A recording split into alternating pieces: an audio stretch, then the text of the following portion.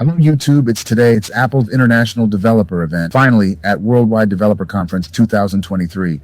We've been waiting for Apple's. This is augmented reality AR. The goggles are amazing. They're called Apple Vision Pro. I'll explain what was announced. This is also an AR VR type. Well, Arkansas is better. It mixes the real world and VR's virtual world. Looking for a hybrid in the middle. In AR, also called VR, the eyes are fully covered by goggles, where your view is entirely covered by goggles. I think this can be identified as VR. To put it simply, Meta is currently releasing it. The old Oculus Quest is now called Meta Quest. There are many things like that. In the AR field, it's called HoloLens. Microsoft released products. I had the first Oculus and the first HoloLens, and the first model of Google Glass. Them all. Frankly, none of them were useful to me. That's the situation. Actually, the main focus of augmented reality and virtual reality isn't it something like Fortnite? It has the most users. Augmented reality, however, is a bit difficult to explain. Take the virtual worlds that have many players, are profitable and automated.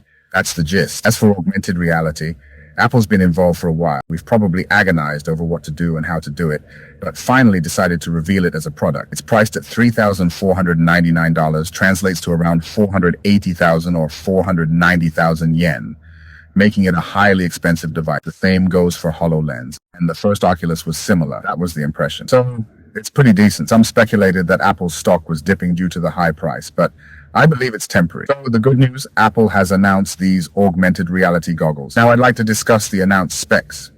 No one at the Worldwide Developers Conference event actually tested it.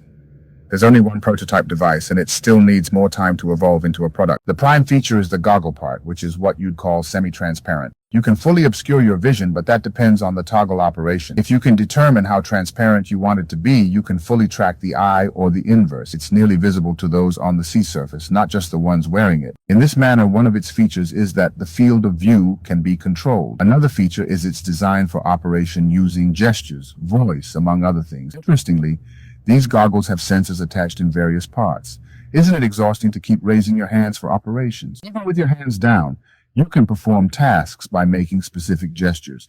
Furthermore, it's primarily intended to be connected to the MacBook Air. Keyboard and touch panel operations are great if you can control them. Apple already supports major applications such as FaceTime. Furthermore, during FaceTime, you see an avatar-like version of yourself that was automatically synthesized using AI. It's close to realism, with live-action avatars moving around. I think they might incorporate speaking and lip syncing as well. Essentially, you can see this immense real-world object in front of you, like a giant 100-inch MacBook Air display. It can serve as a home theater and game screen.